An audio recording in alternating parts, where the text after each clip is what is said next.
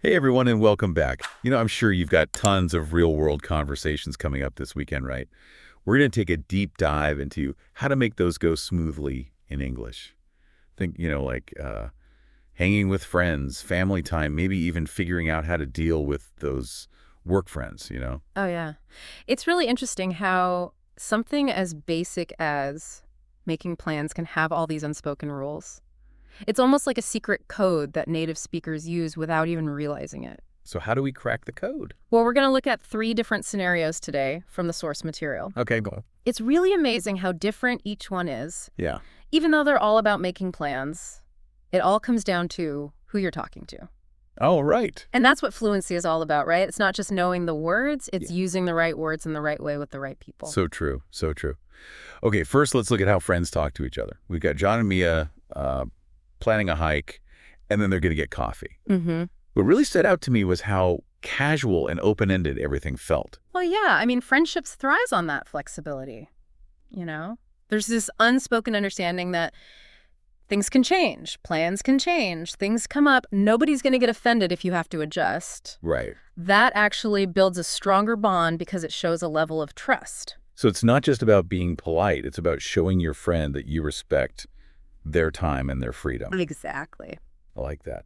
Okay, so that's friends, but how is that different from making plans with family? Let's look at Sarah and James. They're figuring out movie night. It seems like the main goal there is to include everyone right. Yeah. It's not even really about who wants to watch what. They immediately start talking about who's bringing snacks and, who's picking up the movie. It's almost automatic.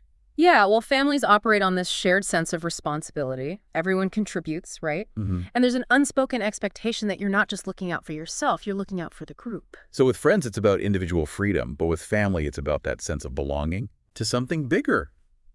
That's pretty interesting. It is. It highlights how different social groups have these unique, unspoken rules. They govern how we communicate. Okay, but what are they exactly? How do you even know what they are if nobody tells you? That's the tricky part. Right. It often comes down to observation and experience, paying attention to how people interact, the phrases they use, their tone of voice. So it's like learning a secret language. Yeah. And that's where things get even more interesting when we get to the third scenario. Colleagues making plans. Okay, yeah. Uh-huh.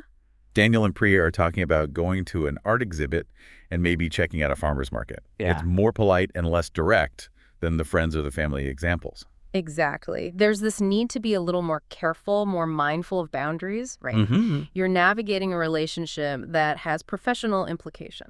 So you can't just assume the same level of comfort and flexibility that you would with friends or family. Right. You have to strike this balance between being friendly and maintaining that professional distance. Oh, I see. You want to suggest activities without making it feel like an obligation. That makes sense.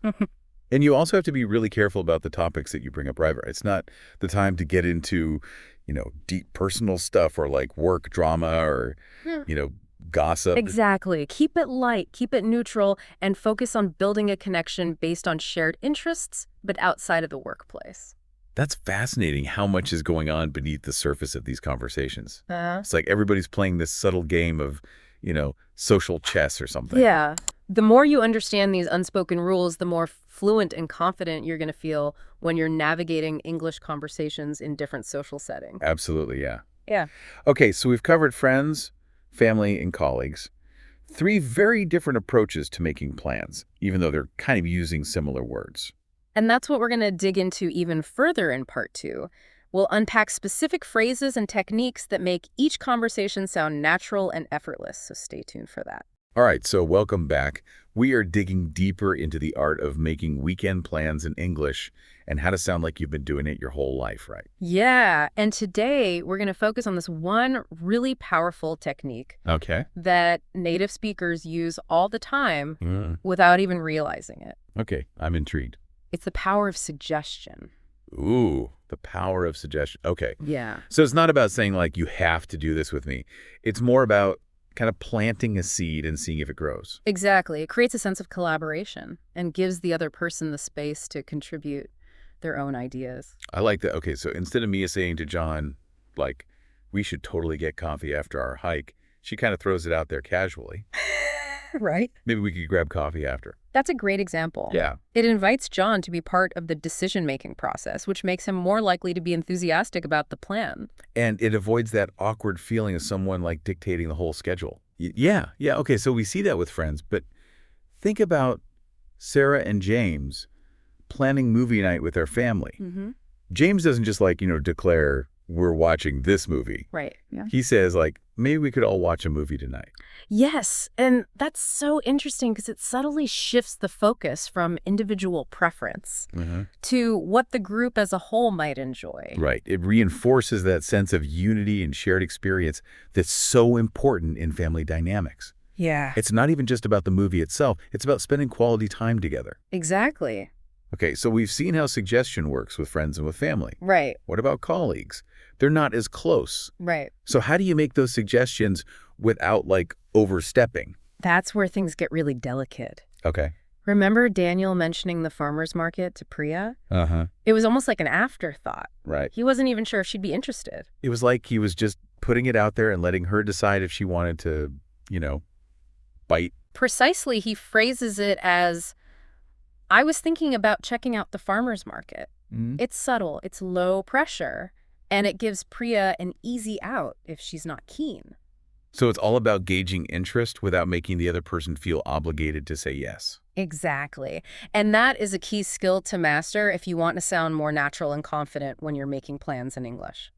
I like that we've talked a lot about the words people use, but I'm guessing tone of voice plays a huge role here too, right? Well, absolutely. You can say the same words in different ways and convey a totally different message. Totally. Think about it. How would you say, want to grab coffee? To a close friend Yeah. versus a colleague. With a friend, it would be more playful, maybe even a little teasing. Right. But with a colleague, it would be much more measured and polite. Exactly. It's fascinating how much meaning we pack into those subtle variations in tone. It's like a secret code that native speakers decipher without even realizing it. Yeah. And for someone learning English, that can be one of the hardest things to master. Oh, sure. It is, but the more you listen to authentic conversations, the more you'll start to pick up on those nuances, and then you can start using them in your own interactions. So we've got subtle suggestions, collaborative planning, and the all-important tone of voice. Anything else we should know about making plans like a native speaker? There is. In our final part, we're going to kind of flip the script. Ooh.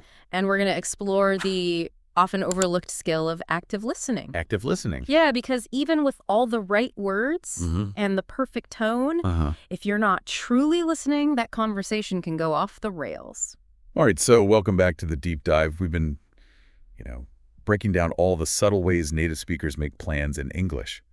Now, in this final part, we're shifting gears a little bit to explore something equally crucial, the art of active listening.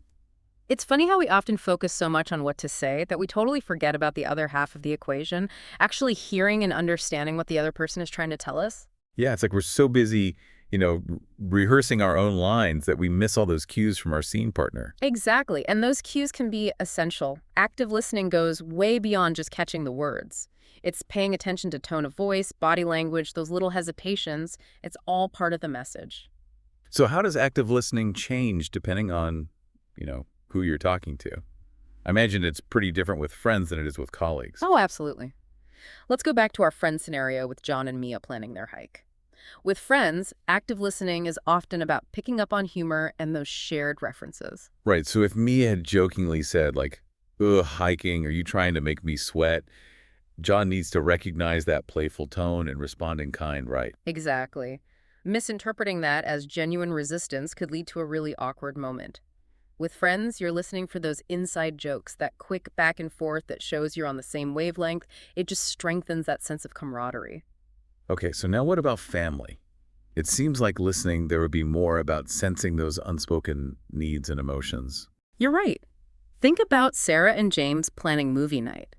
If James noticed that Sarah sounded kind of stressed, he might suggest a more low-key activity, even if it's not his first choice. It's like you're tuning into a different frequency with family. You're listening for those subtle cues that reveal what people really need, even if they don't say it outright. Yeah, it's about providing support and showing empathy, that unspoken understanding that you're there for each other no matter what. Okay, so we've got playful banter with friends, emotional sensitivity with family.